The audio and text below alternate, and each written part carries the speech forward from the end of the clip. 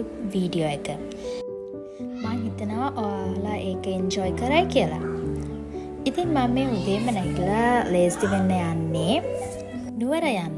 මොකද අපි ගොඩ කාලයකට පස්සේ තමයි නුවර යන්න කියලා ප්ලෑන් කළේ. ඉතින් ඔයාලට පේනවනේ උදේම කෑම එකක් කන ගමන් තමයි යන්න උනේ. මොකද උදේ කෑම හදාගන්න වෙලාවක් තිබ්බේ නැහැ. ඉතින් හරිම ආසාවෙන් තමයි මම මේ ගමන යන්නේ. මොකද අපි අවුරුදු 2-3කට පස්සේ මම හිතන්නේ කොවිඩ් වලින් පස්සේ යන ෆස්ට් ටයිම්. අපි යන දවසේ වැස්සක් මුකුත් එහෙම තිබ්බේ නැහැ. ඒක නිසා හරිම ඉක්මනට අපිට නුවරට යන්න පුළුවන් වුණා. මම හිතන්නේ පැය 3ක් වගේ වෙලාවක් තමයි ගියේ. දැන් අපි මේ නුවරට ටිකක් ලං වෙලා මේ වෙලාවේ නම් ඉතින් හරිම ලස්සනයි මේ පැත්ත. නගරෙත් එක්ක බලද්දී ලොකු වෙනසක් තේරෙනවා. ගස්වල net එක මේ කඳු පන්ති එහෙම අපි දකින්නේම නැති තරන්නේ කොළඹ ඉන්නකොට.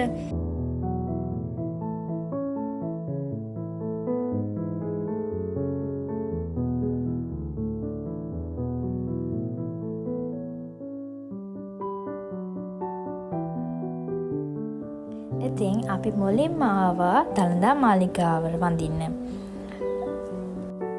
බලන්න මේ හරිය කොච්චර ලස්සනද කියලා.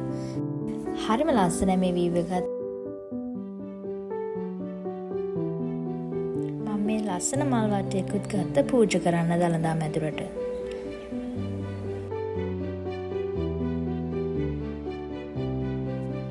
නිවාඩු දවසක නොවුනත් ගොඩක් මිනිස්සු ඇවිල්ලා හිටියා දළදා වහන්සේ වැඳ පුදා ගන්න.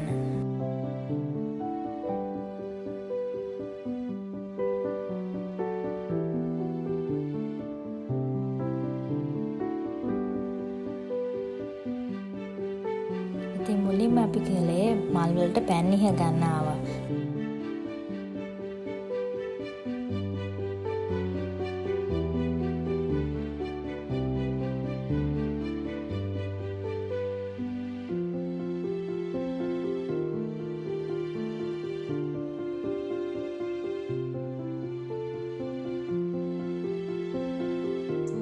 මාලිගාවට ආවට පස්සේ මට බලන්න ආසම හිතුණු තැනක් තමයි මේක. මොකද මේ කණුවල තියෙන ලී කැටයම් හරිම ලස්සනට ඒවා සාදලා තියෙනවා.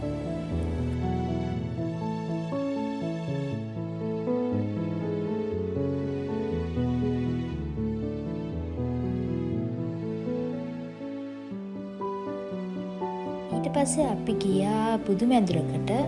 එතනදී නම් මට වීඩියෝ කරන්නේ නෑ. මොකද එතන එපා කියලා තියෙන නිසා.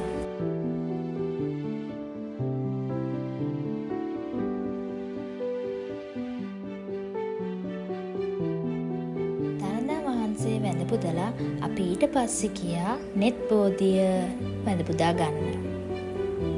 ඉතින් මේ බෝධිය පිහිටලා තිබුණේ හරියටම දළදා මැදුරට ඉදිරියෙන්. කියන්නේ දළදා මාලිගාවට ඉස්සරහින් වගේ තමයි මට මතක. ඉතින් මෙතනටත් ගොඩක් අය ඇවිල්ලා හිටිය වැඳ පුදා ගන්න. අපි ඊට පස්සේ තවත් ලස්සන තැනකට ආවා. මෙතන නම නම් මතක නෑ. හැබැයි මෙතන උඩ නැග්ගාම වීව් එක හරිම ලස්සනයි. මෙතන ගොඩක් ලස්සන නිසා අපි ගොඩක්ම කළේ ෆොටෝස් ගන්න එක තමයි.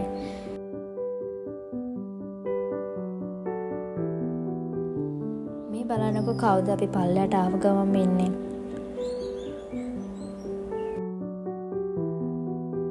ඊට පස්සේ තමයි දැක්කේ මෙච්චර ගොඩක් මාළුවෝ ඉන්නවා. ඒ කියන්නේ ගොඩක්ම අර පොළොවට ළඟින්ම.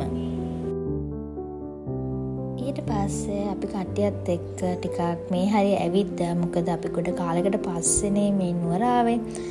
ඉතින් ඉක්මනටම යන්න බෑ වගේ. මේ පාර නුවර අපි ආවේ නැවතෙන්න බලාගෙන නෙවෙයි නිසා අපිට ටිකක් ඉක්මනට යන්න උනා. ඉතින් අපිට ගොඩක් තැන් ඇවිදින්න උනේ නැහැ. මේ වීඩියෝ එක අදට මෙතනින් ඉවරයි. තවත් වීඩියෝ එකකින් හම්බ වෙමු.